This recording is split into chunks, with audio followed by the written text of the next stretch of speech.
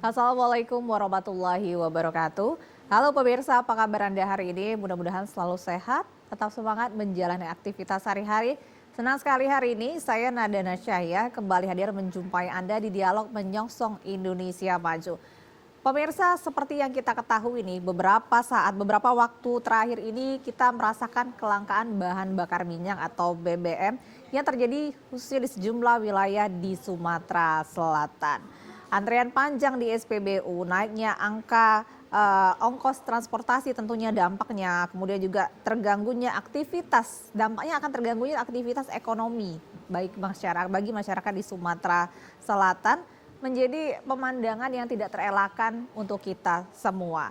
BBM bukan hanya sekedar energi tetapi juga sudah menjadi urat nadi dalam penggerak ekonomi, logistik, dan kehidupan sosial masyarakat. Tentunya ketika pasokan terganggu maka terdampak bukan hanya pengusaha tetapi juga seluruh masyarakat mulai dari petani, pelayan, nelayan, pekerja, ibu rumah tangga pun juga ikut merasakan hal ini.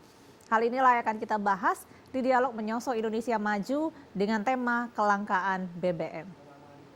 Dan pemirsa, kami sudah menghadirkan ada 3 orang narasumber, ada 2 di studio, yaitu ada Pak Yusran Syah, Ketua Komtab Pemberdayaan Asosiasi dan Sertifikasi, serta anggota Satgas BBM Kadin Sumsel. Apa kabar Pak Yusran Syah? Alhamdulillah sehat, terima kasih Pak Yusran, Mbak Pak Nanda. ya, saya panggil ya. Pak Yusran. Terima kasih sudah ke TVRI Sumatera Selatan, dan juga ada Bapak Edi Resdianto, Sekretaris Umum DPW Alfi Sumatera Selatan, Asosiasi Logistik Forwarding Indonesia. Betul Pak ya, apa kabar Pak Edi? Alhamdulillah sehat Mbak. Sampai sekarang ini masih merasa ya masih optimis gitu loh dengan Indonesia.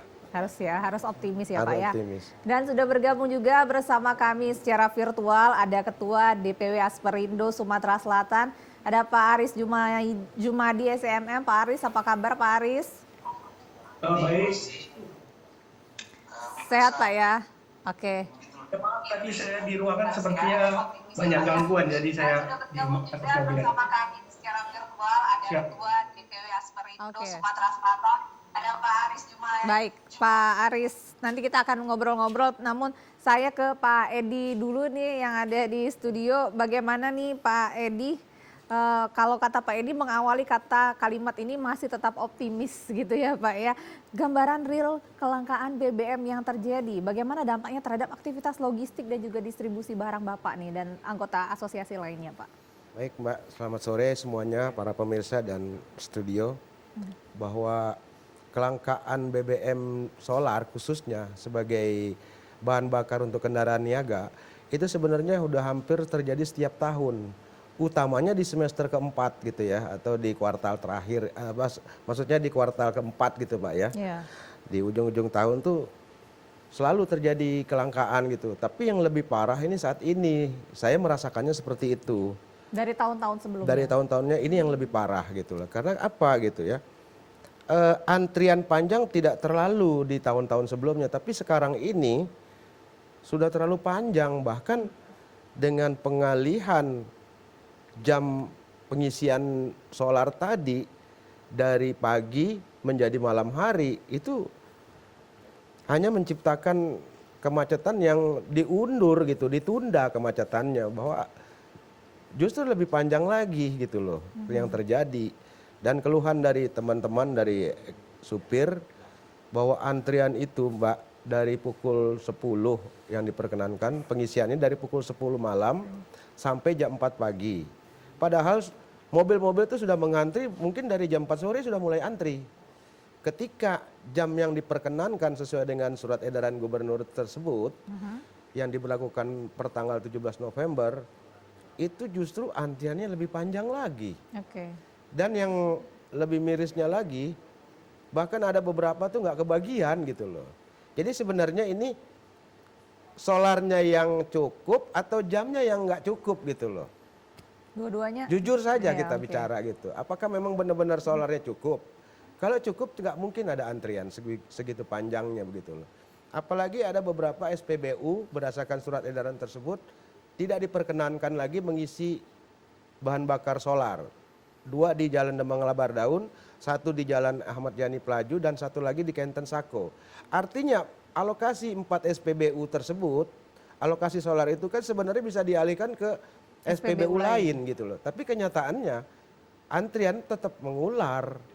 Bahkan yang dekat-dekat pelabuhan pun SPBU di Jalan Yayasan, Jalan R. Marta Dinata dan di Jalan Abdul Rozak, Kalidoni itu tetap saja mengular panjang gitu loh. Pada malam hari bahkan antrian yang di SPBU Jalan Yayasan itu sampai ke Pasar Lemabang.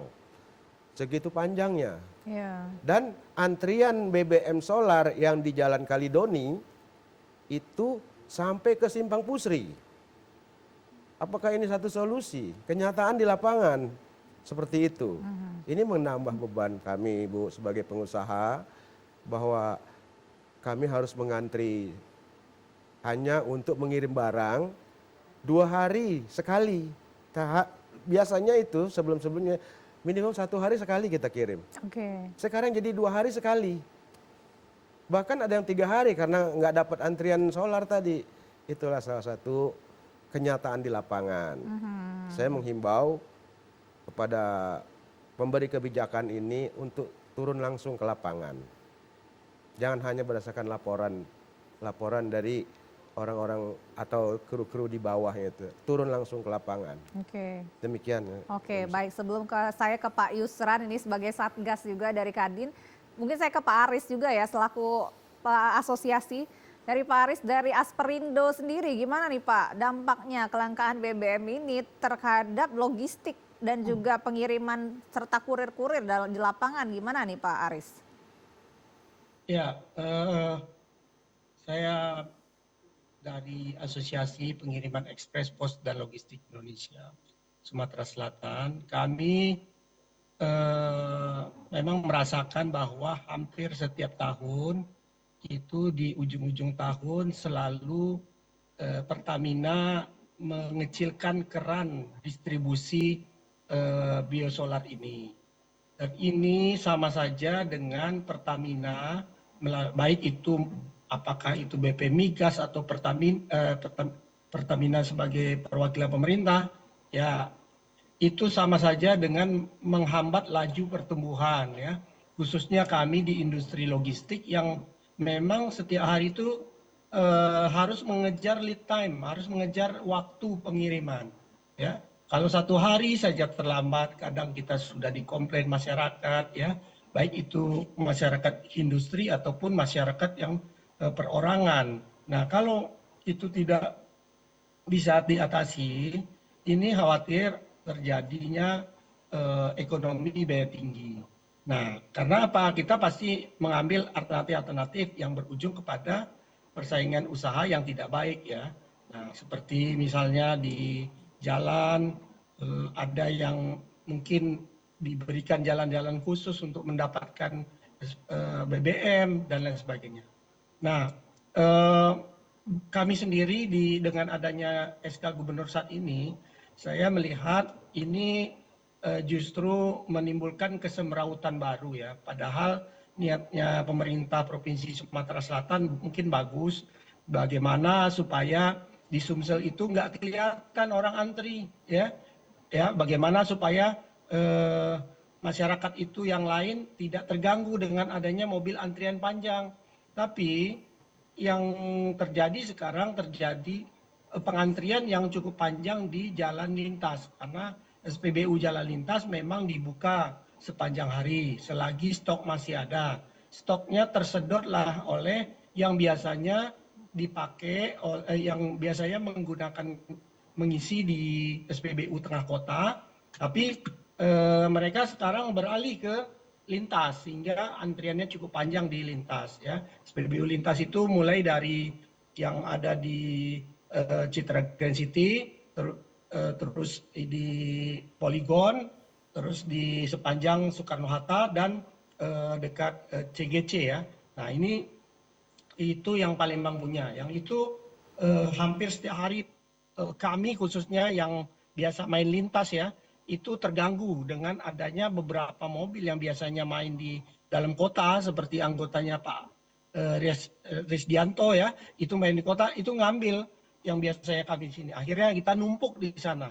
Nah, ini harapan kita, ya buatlah secara klasternya, kalau lintas ya didahulukan mobil lintas, mobil-mobil yang biasanya di dalam kota seperti para usaha toko bangunan, travel yang mobilnya kecil-kecil, yaitu bisa di SPBU tengah kota yang rasanya tidak terlalu mengganggu ya. Kalaupun terjadi gangguan terhadap lalu lintas, ya pemerintah dalam hal ini kepolisian ya itu dan Dishub itu yang harus mengatur. Ini nggak boleh ngantri di sini, batasnya cuma sampai di sini. Itu bukti mereka bekerja. Kalau sekarang sepertinya mereka juga nggak mau kerja gitu ya, nggak mau ngatur lalu lintas, taunya maunya udah di sana aja semua gitu. Dan ini saya nggak melihat apa namanya upaya bersama jadinya. Kita lihat di Jambi ya, di Jambi kami udah lihat anggota kami di Jambi itu SPBU dalam kota itu hanya diperkenankan mobil-mobil roda 4 ya. Jadi kami yang mobil-mobil truk pun kalau roda 4 masih diperkenalkan dalam kota. Tapi kalau roda 6 mulai pinggir kota. Nah ini kan sudah ada penataan sehingga distribusi tetap lancar, tapi pengaturan lalu lintas tidak terganggu. Nah ini yang perlu kita lakukan kerja-kerja bersama. Saya harapnya pada hari ini TVRI bisa ngundang Pertamina supaya kita bisa buka itu masalahnya apa. Jangan oke bos sama pemerintah ternyata di lapangan mereka nggak bisa gitu ya. Kalau memang mau dihabisin kuota subsidi dari pemerintah habisin aja. Sampai mana habisnya baru lapor lagi ke DPR, tolong ditambah lagi subsidinya. Sehingga sampai dengan bulan Desember kita bisa di pemerintah Pertamina mungkin bisa diberikan namanya anggaran biaya tambahan dari negara sehingga cukuplah konsumsi masyarakat ini. Bukan dengan mengecilkan keran begitu. Baik Pak Aris, nanti kita akan berbincang-bincang lagi. Nah ini Pak Yusran belum berbicara, ini takut keburu break kita Pak ini. Karena ini dari Satgas, kita akan ke Pak Yusran. Bagaimana ini Pak? Tentu akan mengomentari surat edaran gubernur dulu yang keluar pada tanggal 17 November dan juga keluhan dari para asosiasi-asosiasi. Gimana nih Kadin menanggapinya nih Pak Yusran? Baik, terima kasih Mbak Nanda ya. Iya. Pertama, Kadin adalah wadah organisasi bagi pelaku usaha sesuai dengan Undang-Undang Nomor 1 Tahun 87. Kadin ini adalah wahana bagi seluruh pelaku usaha yang diamanatkan undang-undang. Nah, menanggapi keterkaitan apa yang menjadi keluhan bahwa Kadin juga sudah menerima keluhan dari kawan-kawan pelaku usaha Asperindo, Alfi, Aptrindo yang terdampak secara langsung akibat dari surat edaran gubernur tersebut. Sikap Kadin adalah bahwa surat edaran gubernur tersebut adalah surat keputusan kebijakan gubernur yang tidak ada pilihan sesungguhnya, tidak menyelesaikan persoalan. Kenapa? Faktor sesungguhnya adalah kelangkaan BBM ini akibat dari kuota yang sudah mau habis. Karena kuota provinsinya itu sudah mau habis. Nah, kami melihat bahwa gubernur itu hanya berpikiran daripada antrinya ada di dalam kota, kenapa tidak dipindahkan ke pinggiran kota. Jadi karena memang di dalam kota ini ya wewenang gubernur mempunyai wewenang berdasarkan peraturan undang-undang pemerintahan daerah untuk mengatur ketertiban umum. Itu haknya gubernur. Di samping dalam konteks pengawasan BBM ini ada juga selain TNI Polri juga tanggung jawab pemerintah daerah. Jadi sikap Kadin itu bisa memaklumi tetapi tidak menyelesaikan persoalan. Nah, bahkan bagi kawan-kawan yang dari asosiasi menimbulkan persoalan baru. Tapi kita menghargai keputusan yang diambil Pak Gubernur, tentunya nanti dipertimbangkan lagi agar bagaimana dalam sisa waktu beberapa hari ini agar itu bisa kembali normal. Jadi kelangkaan ini Bu, nanti per 1 Januari itu udah gak ada lagi antrian. Ada lagi stoknya? Karena stoknya sudah ada lagi. Alokasinya ketokan, sudah dienukan. Semua SPBU bisa mendistribusikan BBM subsidi. Nah jadi inilah dalam beberapa hari ini harus diambil langkah-langkah yang bijak Iya. bagaimana menyelesaikan persoalan. Tapi kan ini. masih lama Pak ya, dari tanggal 9 hari ini sampai ke nanti tanggal 31, sementara Masih 21 hari masih 21 hari lagi, sementara para pengusaha asosiasi dan ini operasional akan tetap terus berjalan gitu ya Betul. Pak. Nanti kita berbincang lagi, kita harus break. Pemirsa, kami akan segera kembali, tetaplah bersama kami.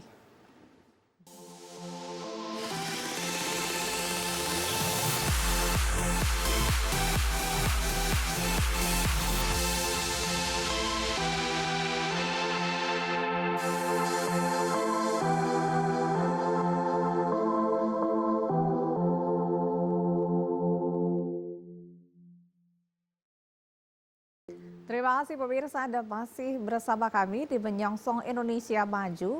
Masih tema kita membahas tentang kelangkaan BBM. Anda dapat bergabung bersama kami di line telepon di 0711311454 atau kirimkan pesan singkat Anda di 0811 78719174. Oke. Kita bahas tentang kelangkaan BBM tadi Pak Yusran, kita belum selesai karena kan memang nanti tanggal 1 Januari ini tidak akan terjadi, tetapi masih ada seperti kata Pak Edi tadi, masih ada 21 hari lagi. Ini gimana ini Pak, tentu operasional akan tetap terus berjalan. Baik, sebenarnya kita kan mau menelusurin ya, problem seeking, problem solving. Karena kelangkaan ini berlangsung sudah 2,5 tahun, Bu. 2,5 tahun dimulai dari tahun 2023 ketika diawali dengan penerapan My Pertamina. Jadi My Pertamina yang dilakukan oleh PT Patra Niaga itu sebenarnya tujuannya baik untuk mencegah kebocoran, kemudian memberikan hak kepada yang berhak untuk menerima subsidi. Nah, sekarang kita akan bicara secara komprehensif, Bu. Pertama, proses penetapan alokasi subsidi itu dilakukan oleh pemerintah melalui Kementerian SDM, di mana Kementerian SDM ini menunjuklah BPH Migas untuk menghitung kuota, kuota secara nasional. Kemudian diadakan TikTok rapat secara iterasi, ya berkali-kali antara BPH SDM ke Menteri Keuangan. Menteri Keuangan ini melalui Dirjen Anggaran untuk menyiapkan anggaran subsidinya. Nah, anggaran subsidi ini didiskusikan kembali kepada BPH Migas. Kemudian BPH Migas nanti akan rapat dengan DPR, DPR juga nanti rapat dengan Kementerian Keuangan. Terus proses ini akhirnya ditetapkanlah alokasi kuota kita itu berapa juta kiloliter per tahunnya. Gitu. Nah, setelah penetapan ini ditetapkan oleh pemerintah, maka BPH Migas menugaskan kepada Pertamina sebagai institusi penugasan dan pelaksanaannya melalui anak perusahaan untuk melakukan kegiatan PSO, public service obligation, ya, untuk menyalurkan hal tersebut. Nah, disinilah peran yang paling vital itu sebetulnya sesungguhnya kelangkaan ini yang paling bertanggung jawab itu harusnya adalah PT Patra Niaga, karena dialah pelaksana PSO. Nah, tetapi ingat, carut marut ini belum tentu kita akan menyalahkan kepada mereka, kepada Patra Niaga. Wewenang Patra Niaga itu ternyata dibatasin juga, Bu. Oke. Jadi kuota sudah ditetapkan oleh BPH Migas, kemudian secara nasional pendistribusiannya ditentukan oleh Patra Niaga. Nah, pola penetapan distribusi itu adalah kuota per provinsi per kabupaten. Oke. Ini yang dilakukan selama ini. Penetapan kuota provinsi per kabupaten, makanya ketika itu di bulan Januari, Februari, ataupun di awal lah sampai pertengahan itu masih lancar, nggak ada persoalan. Ketika bulan akhir tahun atau kuartal ketiga itu mulai seret. Karena apa? Karena yang mendistribusikan ini Patra Niaga itu harus memperhitungkan bahwa jatah provinsi ini, ya, akan habis di akhir tahun sekian kiloliter lagi. Nah, kalau dia sudah mendekatin habis, maka yang selama ini SPBU didistribusi misalnya 2 tangki, maka akan diikat. Cuma 1 tangki. Jangan sampai di akhir tahun nanti atau di bulan Desember tidak ada SPBU lagi yang teralokasi untuk untuk itu. Makanya direm-rem. Itulah kenapa terjadi antrian. Nah, Oke. bottleneck-nya di mana? Sebenarnya bottleneck-nya adalah penentuan alokasi per provinsi. Kenapa? Misalnya begini, tidak memperhatikan arus barang, arus kendaraan dari luar provinsi, luar pulau, yang memakan alokasi atau memakai alokasi provinsi tersebut. Sementara Sumatera Selatan adalah daerah perlintasan. Sedangkan daerah-daerah perlintasan, khususnya Sumatera Selatan, itu paling banyak diambil. Oke. Karena ada proses ini. Nah, inilah kelemahan dari sistem. Kita menyikapi bahwa kelemahan sistem alokasi per provinsi yang mengabaikan arus barang dari luar antar provinsi. Inilah menyebabkan kenapa di Pulau Jawa terjadi kelangkaan, di Pulau Sumatera juga kelangkaan. Karena banyak arus kendaraan, tetapi di Kalimantan itu tidak terjadi. Di Sulawesi, di daerah timur sana, di Bali, Nusa Tenggara tidak terjadi. Nah, ini yang harus dirubah. Oke. Nah, sebetulnya PT Patra Niaga kalau diberi wewenang untuk misalnya begini, PT Patra Niaga ini tidak diberi wewenang untuk mendistribusikan antar provinsi. Misalnya kuota Sumatera Barat sudah mau habis, bisa diambil pakai kuota Sumatera Selatan. Mereka tidak punya wewenang untuk itu. Oke. Kenapa?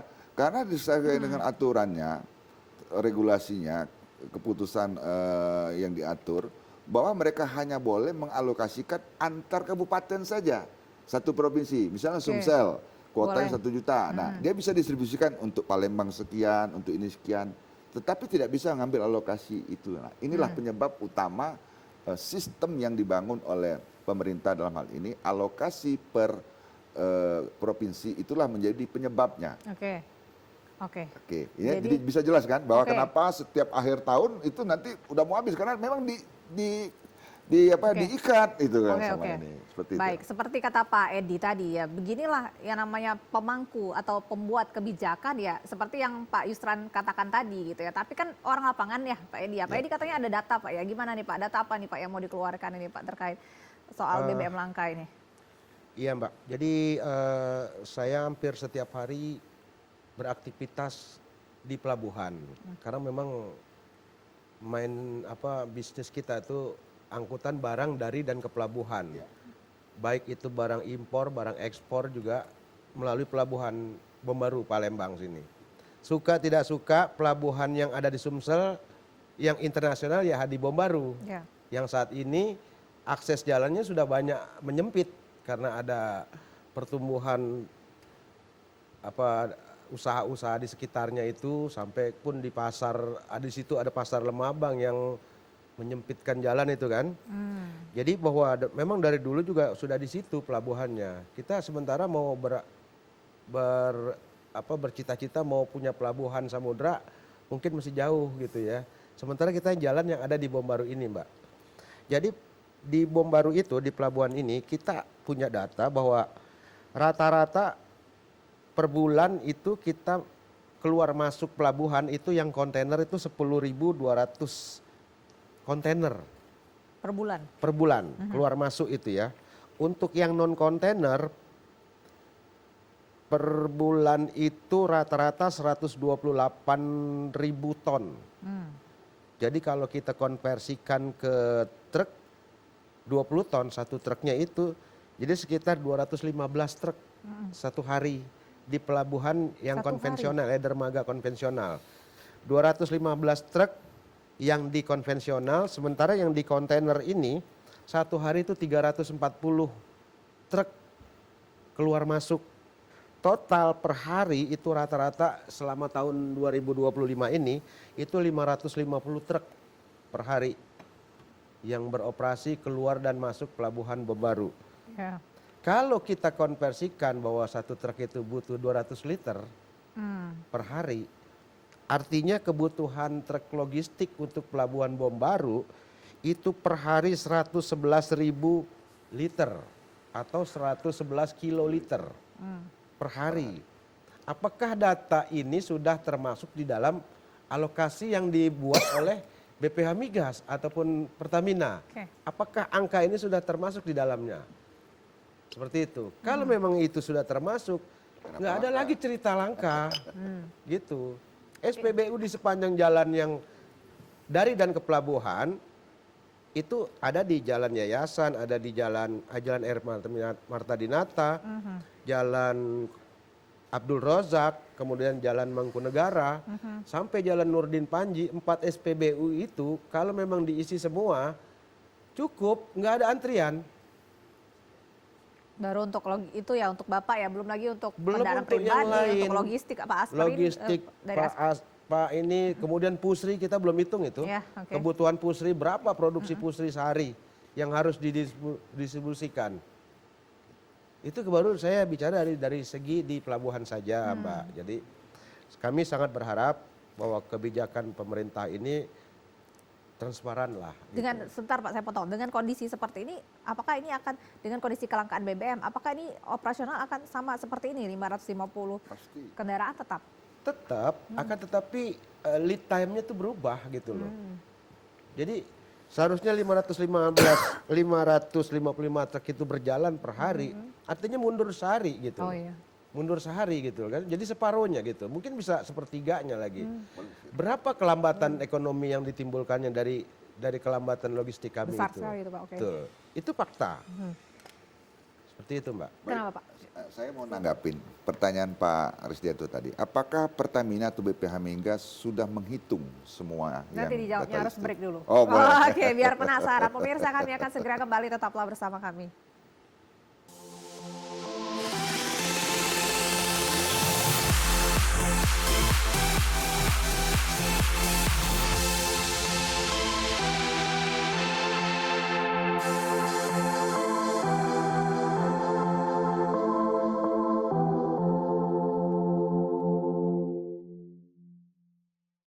Terima kasih pemirsa, Anda masih bersama kami di Menyongsong Indonesia Maju.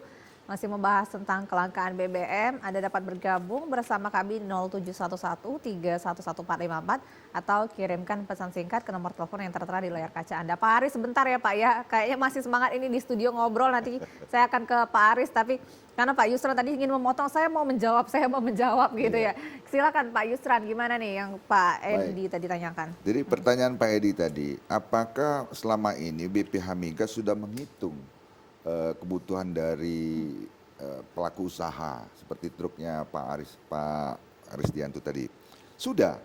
Saya berani jawab berdasarkan data, sudah. Kenapa? Ini kita jelaskan ya, realisasi BBM subsidi dari tahun ke tahun mulai dari 2023. Tahun 2023 realisasi Pertalite itu 92% dari kuota.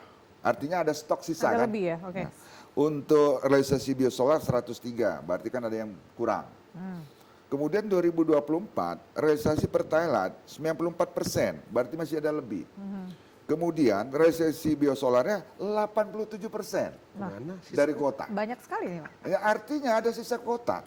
Tapi kenapa di sisi lain tahun 2023 itu Jawa Tengah itu 30% mereka defisit. Oke. Kemudian 2024 Jatim dan Sumsel itu 30% defisit. Oke. Dan di 2025 proyeksi akhir tahun itu diperkirakan realisasi Pertalite 90% dan biosolar itu 90%. Nah, masih ada sisa? Masih ada sisa 10%. Oke. Tetapi Lampung Sumsel itu sekarang ada backlog 23 sampai 30%. Oke. Kenapa ini bisa terjadi? Karena ada pembatasan kuota berdasarkan provinsi dan faktor perlintasan itu yang diabaikan. Oke. Bahwa Sumsel ini adalah daerah perlintasan. Jadi ironis. Tapi kan ini sudah terjadi bertahun-tahun, Pak. Bertahun-tahun. Iya. Ya inilah yang harus dirubah secara fundamental agar tahun depan tidak ada lagi terjadi. Apa? Gitulah. Pertama yang harus diberikan wewenang kepada, pertama ya satu, kalau dari segi kuota itu sudah pas Bu penilaiannya. Oke. Berdasarkan histori tahun yang lalu, ditambah laju pertumbuhan, ditambah pengontrolan efisiensi dari Kementerian Keuangan. Sudah pas untuk kuotanya. Nah, tetapi kelemahannya adalah sistem memproyeksikan alokasi per provinsi tersebut. Oke. Seharusnya tidak boleh seperti itu, yang hanya dilakukan adalah alokasi nasional saja, single. Jadi setiap mobil kan begini, setiap mobil plat B ketika dia ngisi di Sumatera Sumsel, Selatan, oke. maka alokasi yang B kan harusnya berkurang, Jakarta berkurang, sehingga Sumsel tidak dipotong. Oke. Demikian. Nah, dengan sistem My Pertamina seharusnya itu bisa dilakukan. Karena sudah tersistem. Karena sudah tersistem. Datanya pakai data daripada Samsat atau Korlantas. Oke. Sudah jelas mobilnya ada berapa, truknya ada berapa, pengisian maksimumnya berapa, sudah jelas. Tetapi karena ada sistem pembatasan kuota per provinsi dan ditambah tidak ada wewenang daripada Patra Niaga untuk merelokasi Oke. antar provinsi, yang boleh hanya dalam provinsi, antar provinsi, inilah membuat kemacetan itu terjadi, kelangkaan. Oke. Jadi sistemnya kalau itu mau dirubah bisa, gampang sekali, alokasinya dirubah jangan per provinsi tapi nasional, MyPertamina dihidupkan, apalagi sekarang 5.200 SPBU yang milik Pertamina ya, yang ada saat ini, itu sudah 96% sudah sistemnya sudah digital. Artinya bisa deteksi. Nah tinggal Pertamina, kan ini kan by system, membatasi setiap mobil hanya boleh mengisi 1 kali 24 jam hanya sekali. Sehingga mobil yang mau lintas dari mana saja, kuotanya ngambil kuota asal mobil. Demikian. Tapi ini emang kebijakannya harus dari hulu, Pak. Harus dari BPH hulu. Migas dan harus dari SDM. hulu seperti itu. Oke. Karena saya ke Pak Haris nih, dari Pak Haris lewat ini segmen kemarin. Pak Haris, masih Pak? Masih. Oke, baik Pak. Bagaimana nih Pak, sudah menyimak perbincangan kami di studio bertiga ini. Tentunya dari Asperindo sendiri Pak, Bapak gimana Pak? Apakah Bapak ada data juga terkait logistik yang terjadi, dampaknya, kemudian juga tentunya terhadap kebijakan-kebijakan khususnya surat edaran dari gubernur tadi ini, gimana nih Pak Haris? Ya, pertama karena kaitannya dengan SK gubernur, ini perjuangan gubernur untuk menata penyaluran kita apresiasi. Tapi kebijakannya salah menurut kami, itu malah membuat ruwet jadi kemacetan pada titik-titik tertentu lainnya. Ya. Harusnya namanya distribusi, semakin banyak titik-titik distribusi maka tidak terjadi pemusatan antrian. Ya. Nah itu yang pertama. Apa penyebabnya? Yang perlu dievaluasi sesuai dengan surat Asperindo kepada gubernur tanggal 23 November. Ya, kami menanggapi terhadap SK gubernur itu dengan surat tertulis yang kami berikan 6 poin catatan besar. Yang pertama, kita minta kepada gubernur, kalau memang mau kita nggak ngantri-ngantri, pada substansi bahwa kuota ini cukup katanya, ternyata kita bisa ngantri, berarti ada pengawasan, ada kebocoran. Yaitu berarti pengawasan belum berjalan dengan baik. Yang kedua, SPBU itu harusnya bukanya 24 jam. Kita ini terutama gubernur Sumatera Selatan mengatur SPBU Kota Palembang ya dengan SK itu, bukan SPBU seluruh Sumatera Selatan. Jadi kalau menurut kami untuk Kota Palembang ini kota internasional ya. SPBU itu harusnya udah 24 jam semuanya. Kalau pengusaha SPBU nggak bisa buka 24 jam, berikan kesempatan kepada pengusaha yang sanggup buka 24 jam. Ya. Kami aja ekspedisi ada 24 jam layani. Nah, jadi dengan adanya distribusi 24 jam, maka pada waktu-waktu tertentu, terutama kami pengguna jasa yang melewati waktu-waktu tertentu di dini hari dan malam hari, itu bisa memanfaatkan jasanya. Yang ketiga, percepatan waktu pengisian. Ya ini kita My Pertamina kita anggap suatu solusi ya. Saya tidak menghalangi kalau memang ada barcode, itu bagian dari pembatasan cara pemerintah. Tapi yang perlu diedukasi adalah di samping masyarakat harus menggunakan gadget ya. Saat ini nggak bisa enggak, supir-supir udah pakai My Pertamina, oke. Tapi kita tingkatkan lebih tinggi lagi, yaitu self service ya. Jadi dengan self service saya rasa lebih cepat, karena beberapa SPBU satu petugas itu melayani 2 sampai 4 nozzle. Jadi waktu dia ngisi satu nozzle, yang satu lagi harus nunggu beberapa menit. Ini memakan waktu sehingga lambat pendistribusinya. Yang selanjutnya untuk distribusi solar, kalau dibatasi oleh gubernur itu kami tidak sepakat ya. Dan ini justru itu kembali lagi masalah titik distribusinya berkurang. Nah, terakhir yang ini kami masalah ketersediaan solar. Ini harusnya Sumsel sebagai provinsi penghasil migas punya hak kepada negara ini untuk dapat negara menjamin ketersediaan minyak di Sumatera Selatan. Kalau perjuangannya cuma ngatur rakyatnya tapi tidak berteriak kepada pemerintah pusat, kenapa pemerintah provinsi? Ya, di mana perjuangannya terhadap rakyat Sumatera Selatan harusnya berteriak ya. Nah, kalau kami melihat data dari penentuan daripada nilai atau harga jual BBM itu ditentukan oleh ESDM ya. Dalam hal ini ESDM tentu menghitung dari biaya produksi dan lain sebagainya. Dan kita lihat bahwa di surat kementerian itu jelas atau yang dia sampaikan ESDM kepada DPR jelas bahwa yang disubsidi pemerintah untuk bayar solar itu hanya Rp1.000 ya. Jadi kalau mobil kami ngisi 120 liter itu cuma disubsidi pemerintah 120.000. Ini tidak setara dengan antrian yang 6 jam kami harus bayar lembur supir. Ya lebih baik untuk bayar solar kalau kalau SDM sanggup dengan Pertamina-nya sanggup memproduksi biaya solar dengan harga 7.800, ya udah nggak usah subsidi. Ya, jadi kita juga nggak perlu BPM yang mengawas lagi. Pasti banyak efisiensi yang terjadi. Karena cuma 1.000 loh. Dan ini harus kita buka bahwa nilainya itu dengan sekarang kita dapat kuota 18,89 miliar liter itu berarti kalau Pak Yusran bilang cukup, oke lah cukup ya. Tapi berarti kan penyalurannya nggak tepat sasaran. Berarti anggaplah Pertamina ini nggak bisa bekerja. Dalam hal ini sanksi terhadap mereka yang membuat pertumbuhan ekonomi ini nggak baik ya.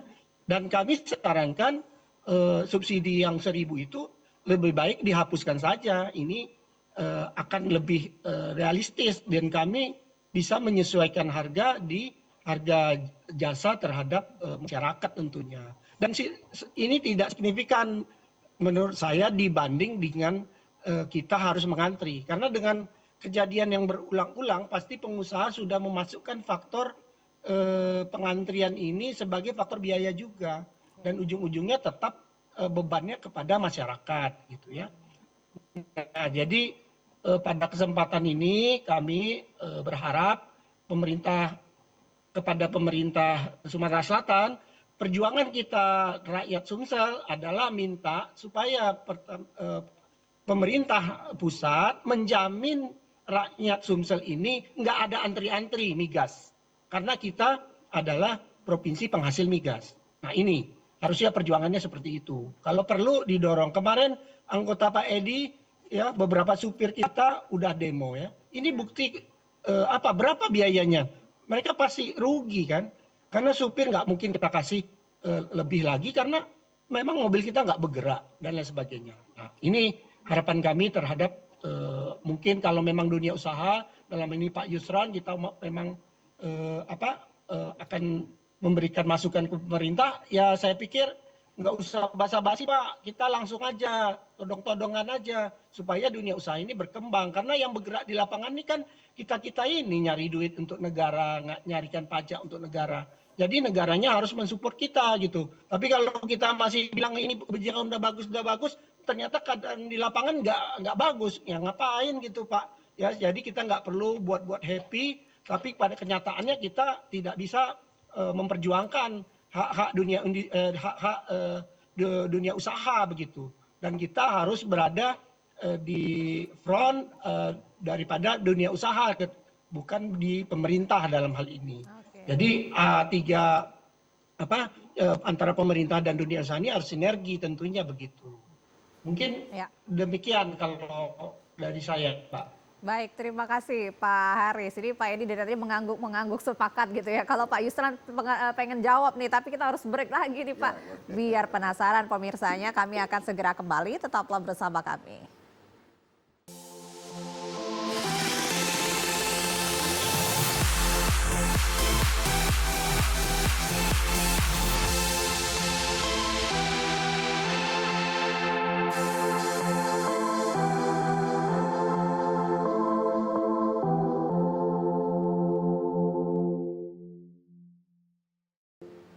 Terima kasih pemirsa, Anda masih bersama kami di Menyongsong Indonesia Maju, masih membahas tentang kelangkaan BBM. Saya mau ke Pak Edi sebelum nanti dijawab oleh Pak Yusran. Ini tentunya tadi Pak Haris sudah mengatakan semua ya harapan-harapannya gitu kan ya. Karena seperti kata Pak Edi, ini masih ada waktu yang cukup panjang, masih 21 hari ya Pak ya, untuk mengejar ini gitu.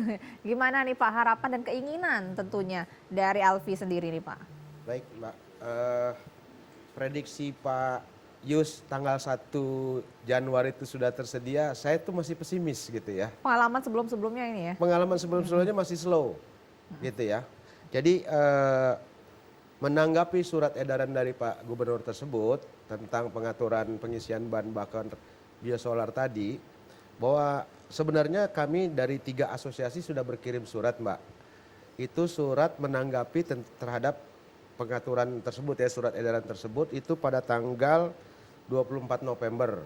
Surat tersebut berisi ya tanggapan kita sebagai pelaku usaha itu 3 asosiasi, Asosiasi Alfi, Asosiasi Asperindo, dan Asosiasi Aptrindo yang memang benar-benar pelaku usaha di Kota Palembang, pelaku usaha di sini yang saat ini sekarang berjalan gitu ya. Dan sampai saat ini belum ada tanggapan gitu terhadap surat kami tersebut. Itulah kenapa kemarin terjadi demo. Karena supir-supir menanyakan sama kami, Pak bagaimana Pak hasil daripada surat kita, surat Bapak asosiasi kepada gubernur. Belum ada jawaban. Kami kapan lagi mau ini, kami nggak sabar lagi. Jadi terjadilah kemarin demo itu Mbak. Demo itu tuntutannya bukannya satu aja masalah BBM, tapi juga terkait masalah perwali yang mengatur jam melewati Kota Palembang ini bagi truk-truk itu. Kemudian tentang keamanan supir-supir truk tersendiri gitu yang di Palembang ini, karena kita viral beberapa kali kita terjadi begal ya di jalan Macan Lindungan tersebut.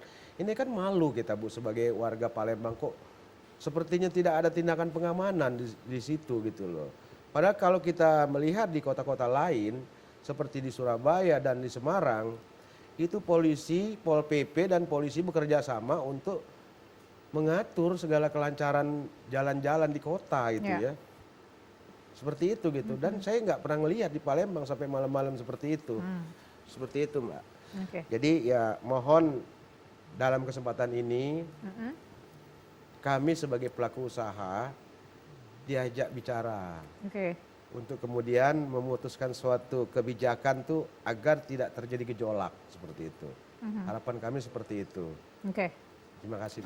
Baik. Saya berarti Pak Yusran ini gimana ini Pak, apa solusi yang paling realistis sekarang gitu ya untuk para asosiasi pengusaha jasa ini?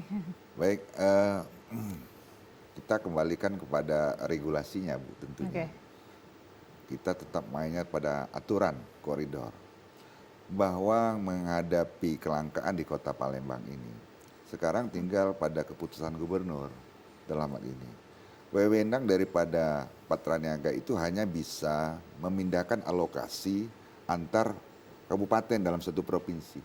Nah, tinggal dikulik-kulik aja nih, bilang sama Pak Gubernur, panggil Patra Niaga, Palembang nih lagi antri panjang ini.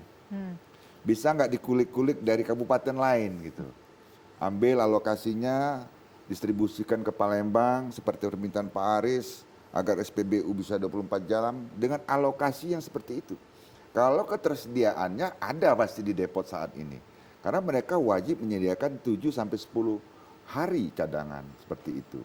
Nah, sehingga kalau masih bisa dikulik-kulik seperti itu dalam waktu 21 hari ini nanti insya Allah tidak ada persoalan. Itu untuk jangka pendek. Nah, atau juga, ya ini lebih agak ekstrim nih. Kalau memang udah nggak bisa lagi cadangan kita udah habis per provinsi ini untuk sampai 21 hari, maka batasin saja mobil yang plat luar daerah untuk ngambil di Kota Palembang. Silakan ambil di kabupaten lain atau di provinsi lain. Itu kalau mau ekstrim. Keburu nggak bisa jalan ya Pak. Ya makanya ini artinya dia harus minta mengisi pertalite yang non subsidi, Oke. yang dari luar daerah. Artinya masih bisa kan, tapi non subsidi seperti itu. Nah itu yang agak ekstrim. Untuk jangka panjang adalah kita ini cakar-cakaran, Pak Gubernur ribut dengan sopir akibat kebijakan, dengan kawan-kawan asosiasi. Tapi sebenarnya dengan ribut juga Patra Niaga. Tapi domain ini sesungguhnya ada di BPH Migas.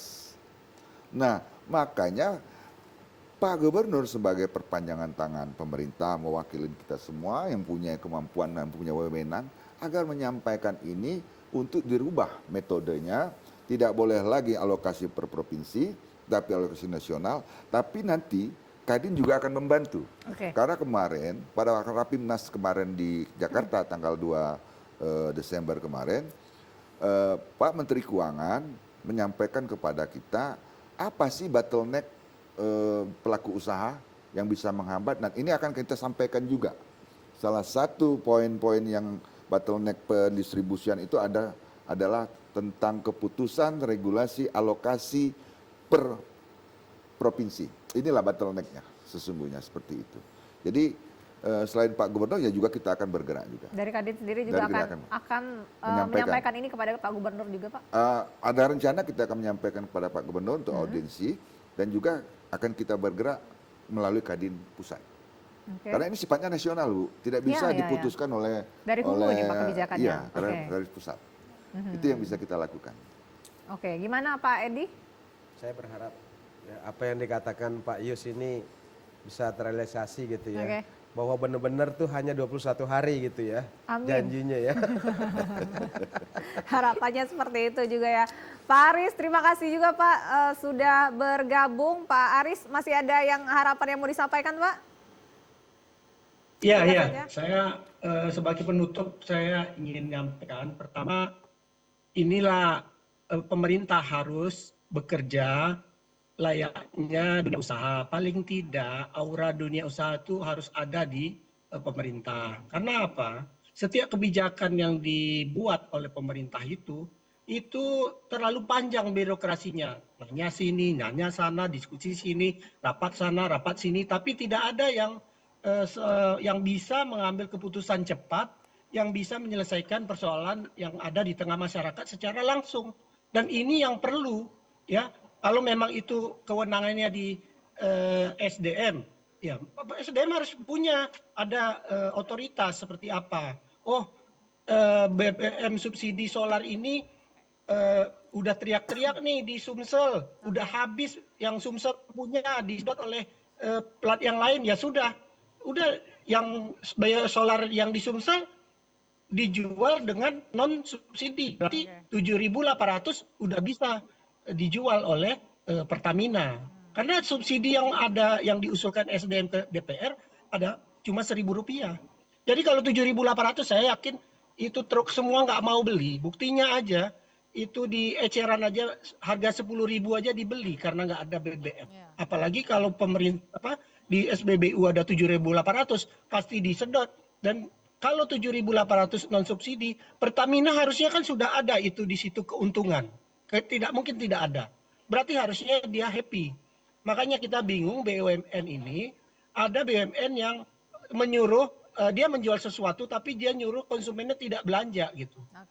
Seperti PLN, suruh masyarakat hemat listrik. Padahal dia jual listrik. Pertamina suruh hemat BBM. Padahal dia jual BBM.